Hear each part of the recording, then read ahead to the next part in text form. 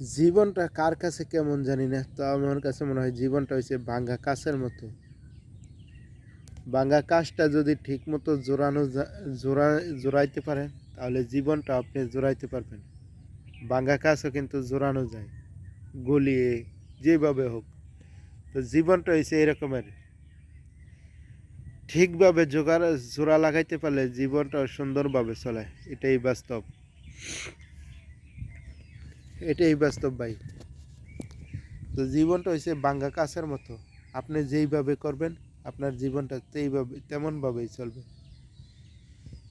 ভাঙ্গা কাজ যদি জোড়া লাগাইতে পারে তাহলে জীবনটাও জোড়া লাগাতে পারবেন, সঠিকভাবে চললে, সঠিকভাবে করলে। এটাই বাস্তব, আমার কাছে ব্যক্তিগতভাবে এরকমই মনে হয়। জানি না আপনাদের কাছে কার কেমন লাগে, কার কাছে কেমন।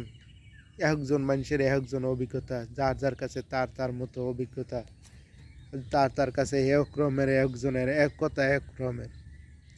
যার কাছে যেইভাবে ভালো লাগে জীবনটা সেইভাবেই সাজায়। যে যেভাবে চলতে চায় উপরওয়ালা কিন্তু ওইভাবেই চালায়। জীবনটা আমার কাছে ভাঙ্গা কাঁচের মতো। ভাঙ্গা কাজ যদি জোড়া লাগে তাহলে আমার জীবনটাও জোড়া লাগবে। এটাই বাস্তব, এটাই রে বাস্তব ভাই। তো ভাঙ্গা কাজ কিলে সব একসাথে মিলায় কুড়ায় আস্তে আস্তে যেভাবে জোড়া লাগায়, জীবনটা এরকমের।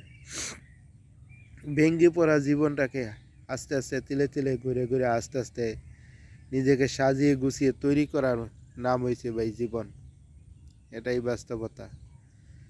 নিজেকে একসাথে গুছিয়ে তৈরি করা, ধীরে ধীরে একটা উপরে স্থান করা, এটাই সে জীবন।